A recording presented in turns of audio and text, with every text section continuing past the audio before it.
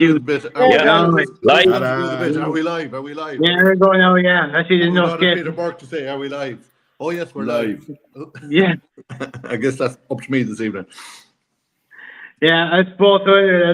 I suppose welcome to everyone just watching at the moment. Anyway, to Mauls Balls and Odds Breakdown, our usual Monday show where we reviewed the previous weekend game. Tonight we have Mike Reedy, Matt Boland, James Grennan, and Dave Sheedy. The two main games we'll be focusing on tonight, of course, is the Scotland-Ireland game, which is going to first. Dave, are you ready to put your comments in? Do you know what? I told you before we went live, and I'm not. I'm going to stay silent. Go to Reedy there and let him have a rant. Let him have a rant. Let the Scottish export fucking have a go first. Exactly. Yeah. Actually, Joe, that's a good idea now. Mike Reedy, your thoughts on the Ireland-Scotland game? Ireland winning that one. Jesus Christ. What wasn't there to like about it? Yeah, so what are your thoughts on that game? I thought we hit them hard early doors, and they never fucking recovered from it at all for about 5 minutes either side of half time, or maybe 10 minutes into the second half. Fuck's sake, they hit themselves hard early doors, let alone us. Well, they did, but we lads, we were a lot more clinical at the weekend, even though a long way from being perfect still. We like you can't take two balls over the fucking line and not come back and get held up. You do it once and then you should be learning your lesson, and happened against England. You better bring your two balls with you instead of leaving one behind. Here, Johnny. Well, you're in bad shape if you leave one behind you. I know, and our line-out was malfunctioned a little bit again at the weekend, even with Dan Sheehan back on the park. In fact, he came on and made a negative difference, if anything, comparative to the week before. I thought Kelleher was having a great game, but Dan Sheehan is an absolutely wonderful player. I thought young Sam Prendergast had a smashing game. Not perfect again either, but I mean, some of the shite that they're reading online about his performance and what he didn't do, it's fucking embarrassing, to tell you the truth. And but I didn't. I'll be honest. I wouldn't have. I don't think I'd have given him man of the match right enough. I think Gibson Park was fucking unbelievable, to be honest. And all our lads done what they done their job, and that's the big difference. Scotland players, not one of them fucking put their hand up and done what was required of them. But all of our boys, great credit to them. But onwards to Wales, I don't see much problem there. But the under 16s had beat fucking Wales. Yeah. Do you see your man's comments? The ex Welsh rugby player, what he said when he was asked about the Wales-Italy game. Yeah, he said, would your team of the 70s have won that game? And he says, yeah, we would, but just about. And he says, what do you mean just about? He said, well, 6 of them are dead and the rest of us are over 70. Yeah, that one goes around every now and again, right? Yeah. That reality for Wales is he's not fucking far wrong. Yeah. But no, I was well happy. I'll be honest. I saw us getting 2 or 3 point win maybe. I did think we were going to beat them, and as soon as the game started and we got right in about Scotland, they had absolutely zero answer to us, none at all. Not one of their players raised their game to any level, and it was due to ourselves, and we weren't. I mean, Watchcall came out and said after the game, Townsend, the difference was Ireland were clinical when they got into the 22, and we weren't clinical when we got into the 22 because we made several entries into the 22 and came away with no points again. Now, which is okay when you do like the business, and we are certainly leaving points afterwards, and I hope we're getting better as the tournament goes on. We're getting back to a level that we didn't see certainly in the autumn internationals, any of the autumn internationals, for honest. Yeah. Where we're getting back to a level of maybe a couple of years ago, not close to it yet, but but we're heading in the right direction. I think as the tournament goes on, and hopefully by the French game, we'll be hitting our straps in full pelt, and we probably need to. We will need to get better because that's the best team we're going to play, and we have to be if we have aspirations about winning a Grand Slam, which I'd assume we have, and we'll need to be better. But can't have. Here now. Do you agree with Joe? I ask you here now. Do you agree with Joe Lyons what he's saying there?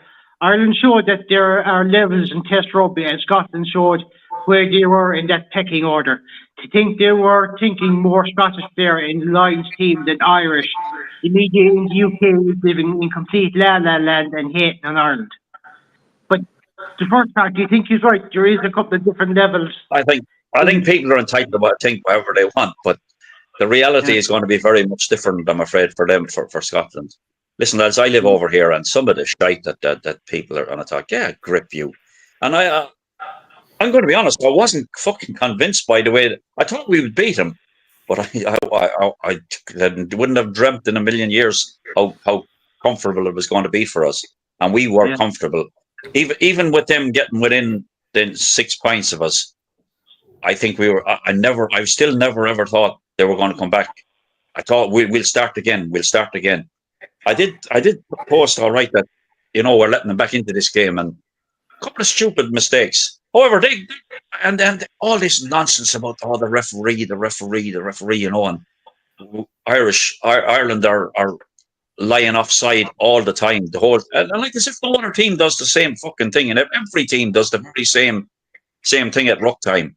They fucking lie. They go in to tackle and they lie off on the wrong side, and sometimes they're trying to move out, and the referee will make a decision if it's not impeding the scrum half, and he can get access to the ball. They usually let it go, and that's fine. And if you do that, that's to keep the game flowing. Otherwise, you'll stop every 2 minutes. But I'm thinking, fuck me, and it's always they're giving it. Oh, and this was the same with after the England game. They came out with the same old shite. And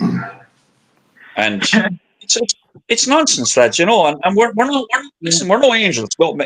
There's no point in trying to fucking if you're an angel, you shouldn't be playing rugby anyway. But it just frustrates the life of me sometimes, and I get to start having rants and shite. Anyway, go on to somebody else there. I've said I told you to go to Reedy first. That was a great rant. Well done. Before I come to you, Peter on the Ruckus page says the media love shiny new 10s and award their man of the match to Prendergast and Finn Smith for England, where it should have been JGP and Curry. Do you agree with maybe Gibson Park maybe getting man of the match for Ireland? Yeah, look, I honestly think Gibson Park should have got it because he was, without him pulling the strings, there's a lot of shit that goes on in around that fucking breakdown there, and he's on top of it. The way he tracks across the pitch and supports runners left, right, and centre is phenomenal. I'm not saying Sam didn't have a good game; he did absolutely, but I just think it should have been given to Gibson Park because. But I suppose, if you look at it, he didn't get man of the match against England, so they were probably biased to go right. We're not going to give it to him fucking twice. We'll give it to somebody else, which I understand that as well. But I mean, credit where credit's due. I believe he should have got it. And I don't think Finn Smith. I have one more follow-up question there for you, Matt, before I ask you for your thoughts on the game. You're a scrum half yourself. I'm not a fucking scrum half, you dopey bollocks. Oh, there's a touch of offense to that answer. Is there something wrong with being a scrum half? Absolutely nothing wrong with being a scrum half, but Danny thinks that I'm a fucking scrum half when I'm probably fucking bigger than him. Back. But you might be bigger fucking one way, but I don't know about the other way. I tell you, I am now in the last few fucking years. I'm probably fucking twice as big as him that way. No, but what I was going to ask you about was, do you think a good scrum half makes a 10's job easier in terms of running the game? Yeah, look, absolutely. The scrum half is whether you like this or not, right? The scrum half is the link between the forwards and backs. The scrum half is always chatting to the backs or the forwards at the back of rucks and playing with the fucking 10 to go, right, we're going to do this, we're going to do that. And that's just the way it is. If there's no if there's no good center partnership there in the halves, they're fucked. Like that's key. That's a key area. And Sexton and Murray did it for years. You know, when there's no, then it's a double act. You need both. You need both your halves in there running the game. And Gibson Park is brilliant, and we know Gibson Park is brilliant, and he was brilliant with Sexton. And I think he's gonna get Sam to where he needs to be, because we need that kind of fucking guy in the center at a fucking 10 barking out the orders. And I'd say Gibson Park is going to get him up to that level. Did you see what Rod said about Sam? Yeah. He said he's scary that he's able to do that at 21. Imagine what he'd be like when he's 25 or 26. 100%. And that's where we're fucking brilliant, because you've got Jack Crowley there as well, who has a few more tests under his belt, you know, and he's a fucking good, solid player as well. And to have the two of them is we're spoiled now, because for years and years it was one fly half and one left and another one came on, and it was always the one. And when one got injured, we were like, fuck, what are we going to do now? Yeah. And you've got other players as well, like that. You've fucking Frawley there as well. Jesus, like, we're fucking spoiled at this moment in time. Billy Burns. Shut up, you. Sorry. Sorry for swearing. Rossburn. Fucking hell. But you know what, I come to that point later on, Gregor, because I'm not too sure if Townsend's not in the dressing room or not. But Matt, I'd just ask for your thoughts on the game. I just wish Scotland would shut their fucking mouths before rugby games, because they spout on and spout on and spout on that we're going to dominate, we're going to do this, we have them figured out, and yet you see that display yesterday. They hadn't a fucking notion. Now, in saying that, like, I think they had a certain game plan, but they had no plan B when it didn't go right for them. And you can sum it up in one phrase, Matt. They're all fart and no shite. Exactly. Yeah, we'll laugh for Wales later, don't worry. But like, I just wish they don't drink enough water. If they were just silent, no shite. If they were just silent and didn't fucking say anything and not have this fucking fan hype and media hype building up, because when the two teams lined up for the anthems, you looked at the face of Caelan Doris and he's looking around, he's smiling, he looked relaxed, he was easy, he was taking it all in, and then it scans to fucking Russell and he looks as if he's about to fucking shit his pants, because there's so much pressure on him to perform, because they said they were going to beat us. They said they were going to beat us in the World Cup. They said they were going to beat us last Six Nations. They said they were going to beat us in the last World Cup. Do you know what I mean? Yeah. So they just need to take a lesson and go, right, that approach ain't working, lads. Let's just say fucking nothing. Go about our work, get onto the pitch and see if we can get a fucking result. Because I think they're putting too much pressure on themselves by doing that. Now, Ireland, like, we started really well and Scotland had really no answers. And you could see when Scotland were trying to play, they were trying to do too much and they were thinking about too much, far beyond what they were doing. They weren't doing the basics right. And that's what lost them the game. They got a purple patch there 5 minutes towards the end, scored a try at halftime, before halftime, and came out and played well for 10 minutes and then just faded away again. Like, teams can't do that. Like you just can't do that in the Six Nations, because you're going to get punished. And as soon as Scotland got it within 6, Ireland just fucking upped another level, fucking stuck it in another gear and took off again, you know. And the defining moment for me, like, even though they say, like, the Six Nations said the defining moment was Keenan's try, but I don't think it was. I think it was the low try where the pass was coming out and Kinghorn tried to tackle him. And, like, everybody says Kinghorn's a fucking great fullback. He was caught out several times. He was caught out for Nash's try. He was in no man's land. Duhan van der Merwe was under the fucking sticks nearly. Like, Nash was out there on his own, fucking waving, going, "Here, lads, I'm free. Pass it out here. I'll score." You know, Matt, you don't badmouth Blair Kinghorn in front of Sarah Duffy, okay? She'll be on to you, all right? Okay. Well, look, he definitely didn't have a fucking horn on him that day. It was probably inside, more like a fucking vagina at that point. But anyway, like, he was he didn't like the tackle he tried to make on James Lowe was borderline embarrassing, and he was the one that was mounting off the last time in the World Cup, and just stop. Like, I hate that shit. Like, Ireland, the lads are not going out going, yeah, we're going to go over to Murrayfield, we're going to smash the lads, because we saw what happened when fucking Jamie Heaslip mounted off last year about fucking going to Twickenham, and you did need to leave fucking 3 or 4 players for them to turn Ireland over, and then they won. Like, just bad karma follows you. So, like, take a lesson and just fucking say nothing and get on with what you're supposed to do. There's actually a good point here by James Brennan. I think most of us will agree with this. You play to the line. Yeah, you're not offside until the ref pings you. Clever players find out where that line is early on in the game. We've developed the ability to manage ref in a positive way. It might appear to the uneducated that it's cheating, but it's intelligent game, man.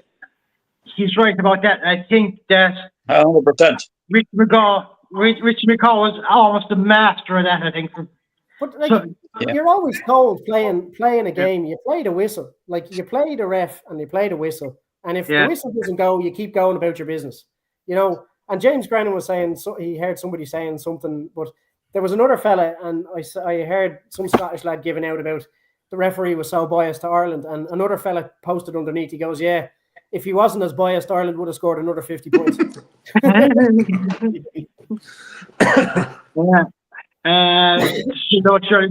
a Gregor Galway. Scotland fans need to realise it can't be just a Finn and Darcy show. I didn't see all that anyway. On that point, where Darcy and Munster went off, right? On that point, right? If you cast your back to this game 2 seasons ago, the same fixture, we lost our hooker, we lost our fucking our one of the props. Replacement hooker.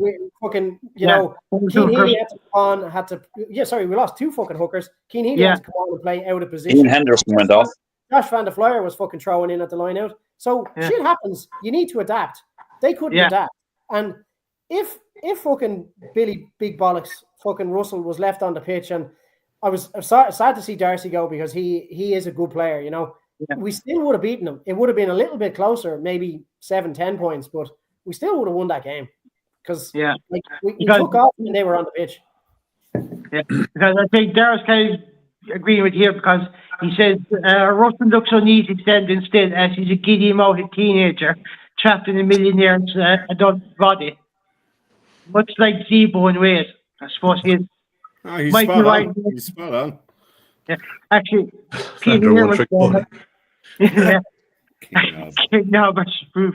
Actually, Dave, I have one question there for you. Was it you, or was it Scarrow two-tone that referred to Doohan as Doohan's Vander Hairspray? It wasn't me anyway. I said with Nash on the wing, he'd be Doohan Van de Murdered, and I was right. They missed it. He's not their worst player, lads, to be fair. No. He scored a very, very good try. We're not going to do that. Some of us are actually mature now, Darren. Don't worry, okay? Nobody's a giggity. Yeah, we're not all Jen Quagmires. Yeah, Joel, I'm going to agree with that. So I think when you get caught, then attack it. James, your thoughts on the Ireland-Scotland game? Mine, is it? Yeah. My turn. Jesus. Yeah. Okay, I have some stats here in front of me. Scotland at home. Yeah, Scotland at home. Strap in, lads. So possession 58. Strap in or strap on. 58-42 in possession for Scotland. Territory 47-53 Ireland. Tries 2-4, we know that. Conversions 1-3. Penalties 2-2. Meters made 338 to Scotland, 261 to Ireland. Defenders beaten 25 Scotland, 13 Ireland. Clean breaks 4 for Scotland, 6 for Ireland. Gain line carries 61 for Scotland, 47. Looking at these stats, you think Scotland would have won this game. They're nearly ahead on a lot of stuff, the important stuff, scoreboard. Wait to see what else have we got here. Tackle success 87% for Scotland, 86% for Ireland. Ruck success was an interesting one when I find that again. Ruck success 96% for Scotland, 93% for Ireland. Ruck success. Lineouts 93% for Scotland and only 60% for Ireland. So the stats, Jesus Christ, they're all in Scotland's favour, but by Jesus, they had nothing at the end of it. Stats alone don't win a game. One more stat for you now, James. Scotland had 20 minutes of attacking time. Ireland only had 15. Yeah, and that's what we did with it. Now, Mike mentioned at the start there, when he went on and fucking on and on there at the start about Scotland, that we went to the danger zone, the red zone, several times. It came away with nothing, but still, we still made more of our chances than Scotland. They butchered so many chances as well. Not unlike Wales, we'll get onto that afterwards. When Scotland took out their two best players, well, one best player and one spoofer, when they took each other out and we had no yellow card, I thought, this is going to be a fucking cakewalk. But you know what? Scotland actually played better when they seem to rally a bit. It's like when some teams get a yellow card or a red card.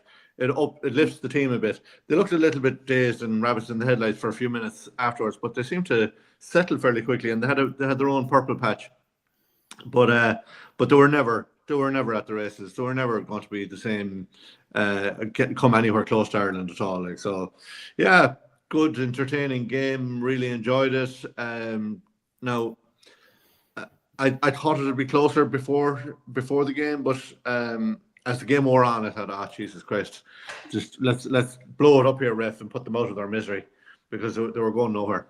They're already dead. Good point by Joe Lyne. He says, what steps don't show is where Scotland picked them up. Ireland were mainly in their 22, Scotland 22. The Scots got theirs on everything, their own 22. So the play was in their own end, not ours, which is true. Yeah, that's true. Huge different. Dave, are you ready now for your input? Grennan. I'm going to come back there on. Do you want to kiss me compliment as well? No. I honestly thought it was a bit of a mixed bag of a game. It was very stop-start. I know we're sick of the Scots, but I actually kind of feel sorry for them for losing their two best players, because I was looking forward to a hell of a challenge. Obviously, the game plan is in Scotland. The game plan in Scotland is built around Finn Russell, because, if we learned anything from the Netflix series last year's, Scotland's all about Finn Russell and no one else, which is pathetic. I thought Peter O'Mahony justified his selection. He was an absolute bollocks at the fucking breakdown. Me and Joe Lyons were actually talking yesterday, and when you're watching the game, you're kind of in the moment, a bit of adrenaline, this, that, and the other. He told me to go back and look at the breakdown, and I did, and O'Mahony really justified his selection, albeit a few handling errors, but it was really. As I said, it was a mixed bag. I felt Henshaw was good going forward, and then kind of a little iffy in defence. Was the ball wet? Because there seemed to be a good few handling errors. No, the thing. I said that earlier. The thing I was like, if you take away the score, we want to see how Ireland are evolving and playing. If we forget the scoreline, it's just that those two held up tries really concern me, because the Kelleher from another maul going in too high and just being sucked into the maul instead of kind of staying at the back of it, and then gets held up, and then Doris taking the ball into contact too high as well. He didn't go low enough, and it's a little concerning, because that's kind of what undid us in the World Cup. As far as the 10 is concerned, because that's the hot topic of the match, I actually thought Prendergast played better against England than he did against Scotland. I know people are probably going to go nuts about that, but I just like he's got great skill, man. Like I mean, the kick is lovely, big boot, lovely long passes, but his game management. And look, he's 21, but if we're going to separate that, his game management is not there. That's why Crowley has more experience, but he's definitely, I'd say, more skillful. And we saw more of him on the ball and what he can do. But there was a couple of times with his long passes, intercepts, and an intercept could be had. And I you'd worry about that. Like, he is 21. Like, no one's, my nephew's 23 and he thinks he's in the army and he thinks he's a great soldier. And I keep saying to him, like, the kid, no one's good at anything at 23. You have to get more experience in your job. I will still maintain what I said a couple of weeks ago, that I don't like, and it's nothing against the kid, but I don't like the armchair ride he's got in. I kind of feel he should have had to prove more at Leinster before being brought in, but I understand why the coaches are doing it to get him ready for the World Cup. Like his as I said, his passing is lovely long. He's like, because Crowley doesn't kick that long. Crowley's not a big boot, and it's great seeing him develop. But I worry if they're going to stick with that to the France game. France could open him up. I mean, there's people complaining about missed tackles, this, that, and the other. I mean, he's 21, but do we look at it the fact that the kid's 21, or do we look at it the fact that he should be at the level if he's getting picked? So I don't know. I felt he played better against England. I think Gibson Park should have got man of the match for that try-saving tackle alone, because he was the only one that actually had the pace to get back to make that tackle. But I think I thought Tyg Byrne should have had man of the match. Yeah, I was going to say that Tyg Byrne for me was the man of the match. He was unbelievable again. And the thing is, I forgot to say this about O'Mahony. We don't have an out-and-out breakdown specialist like O'Mahony or Tom Curry or any of that starting, because I mean, obviously O'Mahony's coming to the end of his career. Like, you look at Van der Fleer and you'd say he's more of a kind of a David Wallace, a good ball carrier, a great workhorse. And it's not to say that the lads like can't turn over ball, but we're lacking a real specialist. And I think that if we had someone like Hognett maybe in there, a fresh set of legs, it'd be better for the team, because like O'Mahony can't, this could be his last 6 stations, and I've seen a lot of people pass comment on, and I kind of agree with them. Why aren't we putting Jack Boyle on the bench instead of Cian Healy? Because Cian Healy's done. He's done, lads. I love him. He's brilliant. He's a workhorse, but he is done. You think do you think they were just getting him to that 66? 66. I thought that. Yeah. So we'll see. We'll know more what with the Wales selection, but I still kind of feel we don't fully know where Ireland are at yet. It's much better than the autumn, but there's still a lot of work-ons. We know that, but I'm still kind of struggling to see where Ireland are at the minute in the grand picture of things. And Wales is going to be an easy win. I have no problem saying that, but we'll see. We'll see how the team goes in 2 weeks, I suppose. Yeah. But result. A comment here by Peter. Lads, when I was 21, I was passed out in the field outside of Club 92 with some yoke beside me. That's and look at them now. 92 is over 23s. Yeah, actually, that's a fucking good point, Dave. He's fucking lying. How many refusals did I have to get before I figured that one out? Yeah. And there was 2 weeks to recover, and then lies the tape before we got up against the only team who are still in a chance to win the Triple Crown. Dara. Got pity, but I could only imagine if there was another Leinster lad in there, it would be all out war. Yeah. I'm blue in the face with that shit now. No, but you know what, lads? I'll say this: the Ireland Day are playing their English counterparts the day after the Wales game. So I'd say an awful lot of advice could be on that for potential players coming through. Sorry, Danny, quick question for you, Danny. When you were out minding the cattle today, you didn't grab an electric fence by any chance, did you?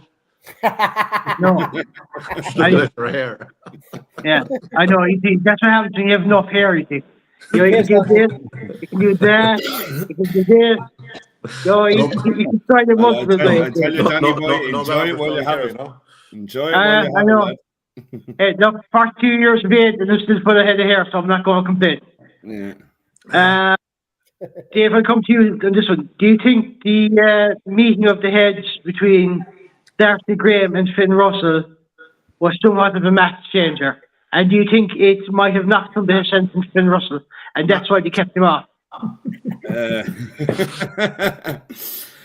I look, honestly, I think that like losing your two biggest players that destroyed the game for Scotland. They clearly had no plan B. Everything's built around Finn and what he does do and what he doesn't do, and the co-captaincy and all that. Like Darcy Graham would have been a nightmare for. Was it James Lowe's wing he was on? You know, but I mean Lowe again, another guy that was really good defensively, and the defense this week was definitely better than the England game. I think that had a massive bearing on the game. The two of them going off, like people were passing comment that Russell passed the HIA, but they kept him off. Maybe people are speculating. Did he see the writing on the wall already and didn't want to play? But apparently he couldn't remember the plays when they were having a conversation with him. After he But, passed the HIA, I had some chats with him, and apparently he couldn't remember what the plays were going to be. So but how do you pass the HIA then? Yeah, exactly. That's the question I was going to ask. How can you possibly have passed the HIA and your memory loss or fucking something? That's absolute nonsense, man. But you see, like that's fucking scary. That's what that is. The HIA team came in fucking new because what happened with the questioning on the fucking the concussion questions years ago, people used to just fucking remember them all the time. So you had concussion and they'd ask you the same fucking question. You knew what was going to come. Maybe it's a bit of that. Maybe he just knew what to answer. So you got to give respect to fucking Gregor Townsend on this one because he was watching him and he was the one that made the call to go. He's not fucking right. He's not going back on. Yeah, so, but when the camera went in, we could all see that in his eyes. He was glass, man. He was very slow walking off the field, and even the commentator said, "Look, he's a guy that you should be. If you're going to pass the edge, you'll be jogging off the field to get in and get it done and get back." Yeah, 100%. Yeah, we saw that earlier on in the game with Ty Byrne as well. I think he was rushing off to try to get the HIA done as quick as possible. So I think Ty Burns was possibly a gum shield thing that happened. That happened with Nash before, I think, in a Munster game. He had to go off. Yeah. There was not. I didn't see anything on Ty Burns to go off to HIA. So actually, Joe Lyons saying Will Connors is another lad that would work maybe in the back row somewhere. Yeah, absolutely. I don't know if I agree with him on Scott Penny because he's not getting enough game time with Leinster, but Will Connors definitely. Yeah, sure. He was a regular fixture as well a few years ago, wasn't he? Yeah. But this is the politics of hair is overrated. Only if you don't have it, Joe. Only if you don't have it. Durban, it's rare that a forward gets man of the match. Flashy backs have been showing up. I was told years ago, donkeys don't get rosettes. No, they get you extra points as well, Jared. That's the thing. That's the advantage. It's Joe Lyons. Any HIA test needs to be done by completely independent committee, and no persons from or reserves with the team should be present. It's shocking seeing some of the HIAs of this. Yeah, like some of the HIAs are very. You kind of feel they're soft, and then there's like likes of Bundy was his head was split open, and if that happens, you kind of think, shouldn't you automatically any kind of hard impact on the head should have to go off for a HIA? Yeah, there is that point of it as well. But I'm confused on this one, Mike. Do you think that the HIAs are only getting noticed more now because of protocols? Do you think your HIAs are just as bad, or head injuries are just as bad? Maybe let's say 15, 20 years ago as they are now? They're as bad. They're as bad for a couple of reasons. One of the reasons being players are much bigger and more powerful these days, so the impacts are going to be greater. And that's part of the issue, by the way, with rugby in general. And that's one of the issues that's going to kill the game. There was never a necessity for fucking players to be as big as they are these days, especially backs. I mean, Joan alone would change the whole face of rugby in 1995, and he took the game from like 6 foot wingers to 6'6" wingers with fucking 17, 18 stone weight, and that's never been a necessity. It hasn't enhanced the game as a viewing spectacle anyway. That's for certain. And to me, players that spend too much time in the gym and not enough on the actual training part, getting involved in the skills of the game. Yeah. But that's just my opinion. I think it is going to kill the sport.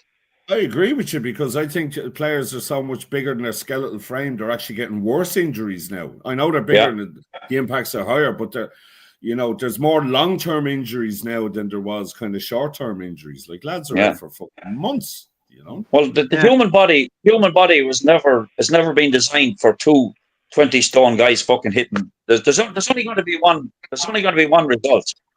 The human brain, like, is inside the skull, and the movement is what causes the concussion. The causes the damage. But it's. I'm waiting for Grennan to come out with a smart ass remarks to that. I'm not smarter. He's spit the dead, Joe. I'm nothing. Fucking hell. Sorry, Dave. Keep them for Thursday night, James. All right, keep them for Thursday night. I'll ask you these 2 questions, Matt. Do you think rugby players need to go into beer more? And do you think they need to focus more on the style of tackling? Because the professional game is like it's moved on from the beer swill and fucking beer bellies of years ago. Do you know, like you look at the likes of Ronan Keller and Dan Sheehan, and they could probably out-sprint some of the backs, but they're big lads. Don't forget Richard Holland. But like it's much more physical these days. The lads, their muscle mass is insane, probably compared to what it was years ago, because they weren't bigger around here and muscular. They were kind of wider. Do you know what I mean? So like when it went professional, that's when it all started getting better and lower center of gravity. I don't know if it's any better in the terms of the whole HIA concussion thing. It probably isn't, because the lads are stronger, they're more physical, they're bigger, and I think that's why they're bringing in all these protocols for player safety, because did you hear Draco's description of James Lowe? He's all arse on a low center of gravity. Yeah, exactly. But like you've got the likes of Andrew Porter, and he's benching fucking 125 kilos. Like, do you know what I mean? Like it's fucking insane. Yeah. So what was the second one? Well, do you think players need to focus more on how they're tackling? Going into now the professional game. Look, I mean, they know how to tackle, but like it's very hard. Like if you look at the whole Keenan thing, when Gibson Park kicked that ball over, right, and Keenan was he was 10 yards behind any of them Scottish lads, and he ran and grabbed that ball. The temptation to fucking pull him out of the air is unreal, and that's the only thing the defenders can do. They did, and that's exactly what they did. But, like that should have been a penalty try. Well, all right, Mike, fucking calm down there. He'll come to you. Well, it should. So there's look at Dave Weston. But like, they need that's what I mean. Like they react to what's going on in front of them, and sometimes you haven't the fucking time to react or go, shit, I need to let him land before I nail him. Like if you're running up and somebody's in the air trying to catch him, if your timing's off, you're gonna fucking hit him no matter what. So like they know how to tackle. They're professionals. Some of them get it drastically wrong, where they get their head on the wrong side. They end up getting a knee or a hip to the head, and they're out cold. That's just the nature of the game, So there's the HIA question from Darren. Challenge like calculated carpenter's income from Nixers in an average month. That's like asking them, if a train leaves Glasgow and arrives at 1 o'clock and arrives in London at 2 o'clock, what colour is Wednesday? Yeah, exactly. The other one here about Joe Lyons: people are only looking for head and not impact. Blunt force trauma can mess up the spine and 100%. That delays mental impact. They all wear impact G-force detectors on their back. So like they have all the information there, and they know what stresses and what hits are going in on them on a regular basis. And I would presume that when they do get a massive hit or a massive impact, that it triggers an alarm and they go, he needs to come off for a HIA. Yeah, but that's isn't that what happens? It's in the gum shield. Like, I mean, Peter makes a great point here that I was going to refer to. Lads, on a serious note, Thompson. We had a bereavement in Ormore here. That boxer John Cooney, who passed away, young fella, it was about a week after the match, as due to head injury. So sobering thought, that one. No, it's a serious issue, and it's one we never knew about. But when you look at Thompson and all those players bringing World Rugby to court, that's more or less why they brought in the HIA and they started doing more signs about it. And look, we're all in favor of it. But the reason people are tackling so high now is, like, it was never like that before. Everyone tackled around the waist. Everybody tackled fucking low. Yeah, but now it's high because of the offload. Because before it was just the All Blacks offload. Now it's every fucking team. So to stop the offload, you need to tackle slightly higher. You know? And it's we have to change the way rugby is played, really. And you're not going to stop the offload. You can't, because it's great in the game. But you know, we have to change the way it's played. That's the only way you're going to stop. And you'll never totally eliminate it, because I mean it's a gladiator sport, like, end of story. You know? Yeah, so look at the offloads that fucking big long spidery arms RG tampon can do. Like, fucking no matter where you tackle him, he's going to offload. You know? Yeah, sure. He's what, 6'7", 6'8". He's I mean, huge. Like, fuckers be playing basketball. Yeah, but like Pete said, Burke makes a good point there. World Rugby are facing a lawsuit this year by over 400 ex-players about brain injuries, union and league. So this HIA thing needs to be dealt with by the spoofers in charge. The 20-minute red cards does not help this. Whereas I think we all know that 20-minute red cards is a pile of bollocks. Yeah. Yeah. So, you know, there's no point bringing that up every week. Everyone unanimously, everyone disagrees. Back in your box, Peter. Yeah. That's what happened to Byrne on Saturday. His mouth thing. Oh yeah, the new gum shield thing. They've that us fucking censor in it. Yeah. Let's, I suppose, we'll move on. Mike, I'll come to you. Matt, I'll come to you on this one first for a change. Italy 22, Wales 15. Did you see the game? I did, yeah. And look, it was no surprise. I mean, fucking hell. I mean, like, Wales are just awful at the moment. And I really feel sorry for that young lad, that young captain, David Rees, or whatever his name is. Fucking, he was given a fucking poison chalice. He really was, because they've no, like, bringing back Toby Faletau to fucking play a game, like, when he retired fucking 2 or 3 years ago. Am I wrong? I don't know. I could be. I don't know. But he was just injured, to be fair. Was he? Yeah. Well, he hasn't played in a long time. But like fucking hell, are they gonna fucking bring back Lee Halfpenny as well? Like, Jesus, I don't know. Like, I don't Alan know. Windone. Gareth Edwards. They're in a desperate state. You know, Italy deserve to win, and they probably deserve to beat them by fucking more. To be honest with you, you know. I fucking, like, it's funny because about 4 or 5 years ago, everybody was fucking screaming for Italy to be kicked out of the Six Nations, that they're fucking shite. Are we going to ask Wales to be kicked out now as well? Like, they have dropped to their lowest ranking in history, 12th, and they're below Georgia now because Georgia beat the Netherlands at the weekend. So Georgia are 11th in the world rankings, and Wales are 12th.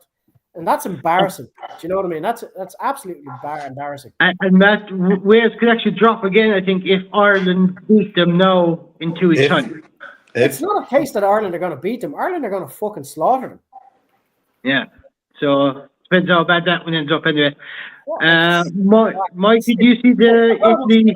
It's horrible to see it because Wales are a good team. They were. It's not horrible to see it. They deserve it after the Lions in 2017. It's fucking horrible for the Six Nations. It's horrible because, do you imagine, like, just being the whip? We were the whipping boys for fucking years, wooden spoon after wooden spoon, and it's fucking demoralizing. Like, now we're lucky now that we're fucking up the other end, and like, poor Italy were taking it for fucking 20 years nearly. Now it's Wales, like, but. It will turn around. I know it will, but like, Jesus Christ. We took it in the 90s as well, lads. Oh, I know. Yeah, we did. for a long time. Long time, but fucking hell. Gatlin should just fuck off, like, seriously. Funny enough, Peter's mentioned there that the only reason Gatlin took the job again is because no one wanted it. And it's a nice paycheck for him. Yeah, and it'll cost him a job? lot of money. He's contracted till 27, I think, and it'll cost him a so, huge amount of money. Really? Yeah, it'll cost him a huge amount of money to get rid of him. Like you're talking a multi-million. 100%. And they can't. They have them by the short and curlies now as well. Like. Yeah, nobody's going to take that job. But didn't he only take that job because he was poor at the Chiefs, wasn't it? Yeah, look that way, right? Yeah. Peter, what do you have to do, Mike? What, Mike? That was Peter. I didn't do a thing. What do you do? That was Burke. Mike, you're the only one on screen now. Yeah, Mike, we need to talk about that. Yeah, Mike, I've done nothing.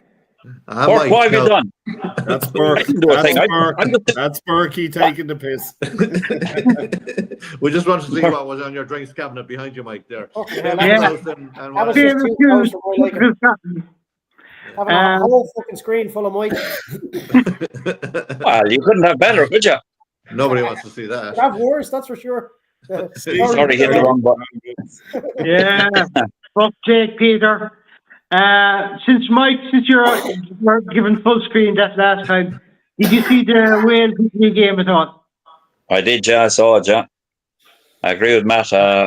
Wales were absolutely just dreadful. And the only surprising thing about really was that they scored 15 points. I thought Italy were going to absolutely spank them, like 22-15 or something that ended up, did it? No, and Italy actually got seriously concerned towards the end of the game that they were going to let it fucking slip, and they could have, you know. Capuazzo scored an absolutely worldly ball through from what's his name, the fly half. Limoncello. Garbisi, yeah. Garbisi, that's the one. And a touchdown, like phenomenal bit of skill. But they're a very, very good side, by the way, Italy. Seriously good side. They have brilliant backs. Their two centres, Brex and Menoncello, are fucking fabulous players, both of them. And that Menoncello is absolutely a tank, man. He is not scared of a tackle. And good at Menoncello, all right, yeah. Well, he's good at the breakdown as well. Jackal balls, he's a fabulous player. And they have an excellent back three, including Tommaso Allen taking. I think he missed 3 kicks at goal right enough now, and that's unlike him. They were distance ones right enough, but very, very, very impressed with Italy. And lads, they're no fucking walk up for any team. They're not. France will get a game off them. They always do. I think it's in Paris right enough, but France won't be looking forward to that. No, it's in Rome. Or maybe they will. Haven't been done by England. Well, like, remember Italy in Paris last year, where they should have fucking won the game because they tried to charge down the fucking penalty in the 80th minute, and by right they should have gotten to be able to take the penalty again and taken 10 minutes closer, and they should have won that game. They were robbed. Yeah. They drew it, didn't they? No, it was a draw, wasn't it? Yeah, they drew with France last year. Yeah, that's right. Yeah, actually, Italy are actually hosting France this year in Rome. Yeah, it's in Rome. Yeah. Oh, it's in Rome. Oh, yeah. Wow. It was in Paris last year. Yeah. I can tell you one thing, by the way. We might have the championship one before we play fucking France. Joe, we have the Triple Crown, I'd say, guaranteed, and that'll be sorted out now this weekend. Our game's the early kickoff against Wales. Yeah. It's the first kickoff on Saturday, is it? Yeah. 2:15. We got Wales Ireland Saturday, 2:15. Our last 3 games all kick off at 2:15. Yeah. Our last 3 games, yeah. The early kickoffs. That separates forwards from the backs anyway. James, you didn't see the Italy-Wales game at all, did you? I did. And you know what? I felt awful sorry for your man out in the wing there that got 3 fucking hospital passes in a row, and he fucking butchered 3 try chances there. Josh Adams. Josh, poor old Josh.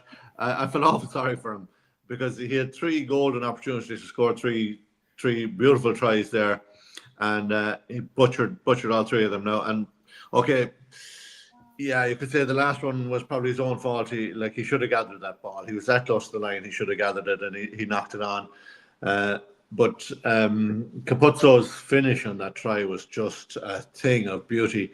And Garbisi wasn't sure. You just see him; he was waving the hand. He wasn't sure whether it was Great bet. Yeah. whether it was going to be allowed or not.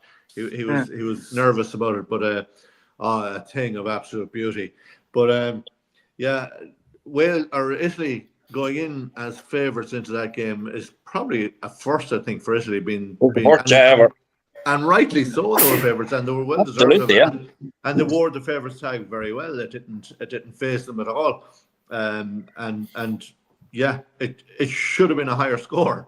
I think Wales have a long way to come back, and see Dara has the stats up there. Thank you, Dara, for your stats. 700k a year for WRU would they'd have to pay 2 million, which they can't afford to do to get rid of him. So they're stuck with him until Rugby World Cup 2027. Gatland isn't a bad coach. He just doesn't have players. Shut up, Peter, will you? Yes.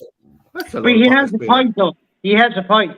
He's had 3 or 4 pints. It's fucking Heineken as well. That's to come out with some shit like that. He's too many fucking pints. As well. He wasn't a bad coach. He hasn't. Gatland hasn't evolved, man. That's why. Yeah. But he's dated philosophy like Eddie Jones. Yeah. Sheedy, your thoughts on the Italy game against Wales? I saw bits and pieces of it. I'm not gonna waste my time or my breath talking about Wales. We all know what they're like. I think the Italian. No, I'm not seriously, and it's nothing against the Welsh. It's just they are absolute dog shit. Like, I was gonna go down to the bookies. I was gonna back Wales, back England, and back Ireland, and then I'm glad I didn't, because Wales just completely. Just imploded, man. They're terrible. Like the Italians are nothing spectacular, by the way. They're great going forward. Their attack is really, really good. Defense, they're a little bit shaky, a little bit ropey. So I think France are gonna do a fucking job on them in Rome. But like, this weekend was billed to us as the most competitive weekend of rugby in the Six Nations, and I think every team failed to play to their potential. I thought France were crap, England were crap, Scotland were crap, Ireland weren't great. We got the job done, but I don't think we were great. And Italy were crap for their standard as well. And Wales are just, their middle name is crap right now. Yeah, they're so bad, man. Honestly, I expected a performance. I said, 14. You need a tight, Joe. Are you needing a tight there? 14 in a row, Mikey. Like, I mean, you don't think of that way. You think surely they're going to pull one out, And the only upset this weekend was England, which I called. Hey, so. But you know what, Joe, mind make a point there. So, without sounding arrogant, but if Ireland go full tilt at the Wales game, it could end up a 50-plus point game. And that would not be right for the game. But Wales are completely devoid of any positive trait. Les Morgan.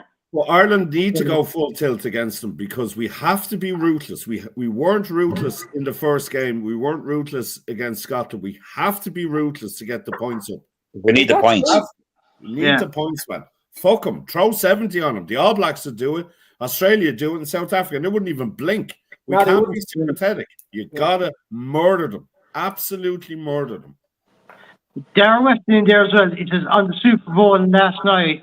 Craig Doyle was interviewing Reece Emmett, who failed to get an NFL contract. He explained to the NFL lads on the panel that Wales haven't won a game since Reece Emmett left them. Yeah. Did he say that? I'd say so. I think so, yeah. I can't confirm or deny that, but apparently something like that was said all right anyway. I tell you, he's another show pony like Finn Russell. Has all the talent and is just too busy thinking about himself. Lads, come here. Peter Burke is not that bad, Dave. I'm just going to show you something. I'm not going to post it because my daughter would absolutely kill me. But this is from before the England match, a good few years ago now. She did this. Ireland, Sri Lanka.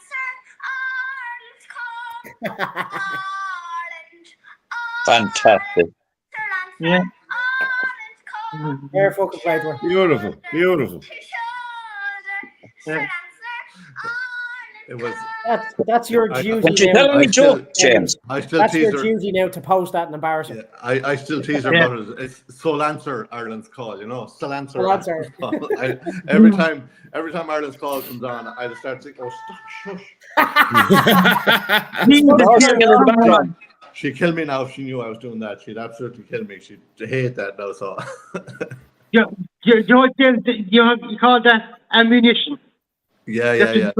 That'll be produced on our wedding day.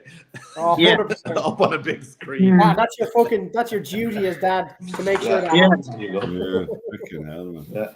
Oh, All right. Hugo has to get in on the action. Come on up, Hugo. Peter Buck was young back in the back in the 70s.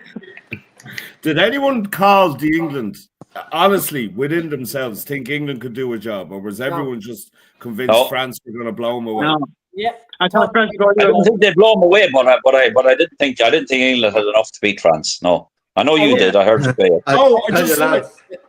It's just I thought there'd be an upset, and I couldn't see it coming from anywhere else but England, because if they lost to us and lost to France, that's their tournament over, because I'm they telling don't you, give a lads, shit about the other three. at the end of that match, I had to go for a shower. I felt dirty shouting for England, so I'd right to the last. Horrible. Well, like France's handling was absolutely diabolical. Yeah. They couldn't catch a ball. Yeah, And terrible, man. Even Dupont, the ball that was passed out to Dupont, or it was Peno actually passed out the ball to Dupont. He fucking, like, it was an easy catch for him, right nearly at the corner flag. Yeah. Oh, like I've never seen France's handling that bad. nothing went right for them. England did everything to lose that game as well. Yeah. They really did. England They didn't win it. fucking They tried lost. to lose that game. I like realistically, it should have been a draw because they were both pathetic. Like. I hope France play like that in Dublin, by the way. I hope France come out and play like that in Dublin. Oh, you see, No, this is that's the not problem now. yeah. France will just turn up now. Wait, you see. Yeah, no, you want France coming Toilet, you go. looking for a slam, because then the pressure's on them. They won't crack now because they've nothing to play for. They'll turn on the French flair, and we're going to be under pressure now. So it's changed the dynamic, man. I'm fucking very. I'm not worried about that at all. I'm not worried about that at all. We handled, like, look what the only game we've lost in the last fucking 3 years in the Six Nations in Twickenham last year, and we went there fucking bags full of confidence. Jamie Heaslip said we needed to be down 13 fucking players to lose the game. He's a fucking To give England a chance, and like, it fucking we didn't embarrass ourselves really, but we came up short that day, and we probably didn't approach the game in the right manner, if we're honest. No. And they went there. We got cut out. Good boy. I looked at the Scotland game from last year where we won the Grand Slam, and like Ireland were very jittery. We didn't win the Grand Slam last year. Or not the championship, sorry. Yeah. Obviously, Scotland was the last game. We're very jittery. But when you look at what we did in Murrayfield the year before that, with all the problems with stuff, we hammered them, man, and then hammered them even worse in the World Cup. Yeah. So the pressure gets to us as well. I think it was probably a kickback from losing at Twickenham. You know, they must have been shell shocked, and we didn't. Yeah. We didn't fucking deal with it that way. This is where the whole thing from Scotland was coming from. They were saying that, like, we hammered them in the fucking World Cup the year before, and then when we played them in Aviva, we only beat them by 2 points. It was like 33-31 or something, and we won the championship then. And then they were saying, oh, if you look at the scores year on year, we're getting better, we're getting closer, and we're going to dominate them this year. Did they fuck? But we all thought coming into that game that this would be a fucking tight game. Everyone, 100%. all of us. 100%. And I thought it was. I literally, honestly thought it was going to be a 6 or 7 point win to Ireland, and that was it. That was it. And maybe it would have been if Russell and Darcy had stayed on the pitch. Yeah. Maybe it would have just given. I'd have taken a 1 point win. I would have. I genuinely thought. Listen. And if we're honest, I was disappointed with how poor Scotland fucking were in the end. You know, that they give us a game. As soon as them two lads went off, they had no plan B. It just fell apart for them. And then they were under the cosh. They were under the cosh long before they went off. I mean, they went off for 20 minutes, but we had him under the fucking touch before that. I know, of course we did. Yeah, but you saw they came back into it for 15 minutes, but then they got to a point where things were working, and then it stopped working, and they'd no plan B. They just kept trying to do the same thing, and didn't alter the game whatsoever, and we just took off. No, it's interesting. I mean, some people have said about Finn Russell. Maybe he didn't fucking fancy it, lads. Maybe when he got that fucking head knock, he thought, I'm not up for this. By the way, I'm not fucking up for this, because like his behaviour after Ireland got the bonus point try was fucking embarrassing. Him and Tui Palato up in the fucking stands, smirking and staggering. As if it was okay. Like that's not good. That's not good. It's not good from a Scottish point of view, you know, for supporters. They was thinking, that fucker isn't taking this serious at all. What chance have we gotten with players with that kind of attitude out in the park? Yeah. But it'd be worse than like if that is true that he didn't fancy it after there were 17-0 when he would have to smack it. Then I think it's worse than if he said, well, you know. Well, the way he fucking sauntered, the way he fucking casually sauntered off that pitch for his HIE. I tell you something, lads. He didn't want to come back on. If we went off at half-time 17-0 up, we would have fucking nailed them in the second half. I'm telling you. Yeah. Probably, yeah. Yeah, but like, and the try they scored was never touched by Cherry. Now, I said this on the day, and I looked at it back today, and he did. He touched it. Did he? Yeah. Did he touch it? Because they never showed it. They never showed it again. I was screaming as well. I was screaming the same thing, and I literally just before I came back on here, you can actually see him. He gets his foot under the cone of the ball, and he flicks it up ever so slightly, and he did 100% touch it. Okay, fair enough. I'll give him that. Because I said the same thing. I was going fucking mad going, he never fucking touched that. What do you think, lads, of Duan van der Merwe's card for the tackle on Nash, or the shove on Nash when he was in for his second try? Justified, of course. Yeah, he should have. Straightforward. Not only should it have been a yellow card, but it should have been a penalty try. No. The ball had gone the wrong way. Ball had gone the wrong way, James. It did when Nash got pushed in the back, because Nash was about to go the same way as the ball was going, and he'd have gathered that. I'm 100% sure he'd have gathered. But there was two. He wouldn't even have to gather it. I thought the same thing as well, and when I looked at it back, right, when he kicked the ball first, and when he went to hit it the second time, it actually hit off his knee and went left. And he was Van der Merwe could have actually. There's no doubt about Van der Merwe. If Van der Merwe was an attacker, he would easily have touched that ball down. He could have dived on that ball before it went over the end line. So that tells you Nash was in front of him. Nash was in front of him and Nash is rapid. He definitely could have got to that ball. But no, James, penalty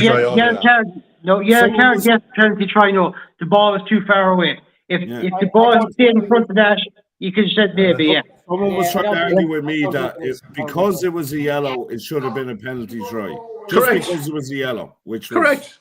Correct. No, because you have to separate, James. There's foul play, which is warrants a yellow, and then the probable chance of a try. There was no probable chance. There was no other. There was two no other defenders defender were there. There was no other defender there. There was nobody else there. Nash was two of them. There was two. Not that close. Danny, get the screenshot now. Let's fucking put this Galwegian in his place. Don't worry, I didn't say as long as it's up. I'm going to read out Joe Lyons' comment, and then we're going to wrap it up for tonight. Anyway, France have to come to Dublin, get the try bonus, and make sure we don't get within 7. That is the harsh reality of what France need to do. We've not conceded 4 tries in Dublin in close to a decade. We've only lost by 10 plus 2 or 3 times in the past 50 games at home.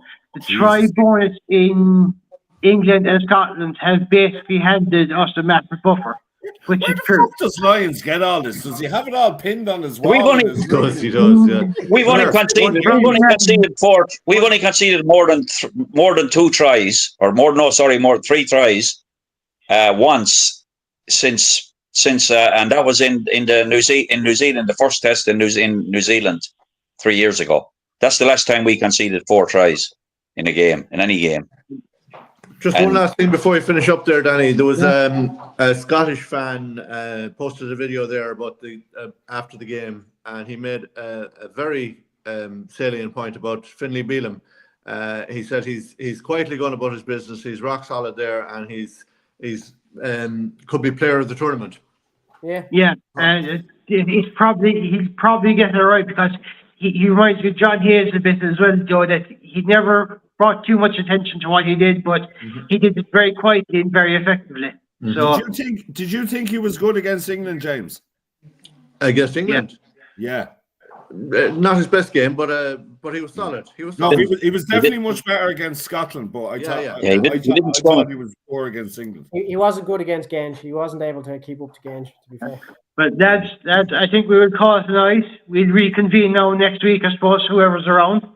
And we'll have a chat about 4 URC games before we head into round 3 of the Six Nations.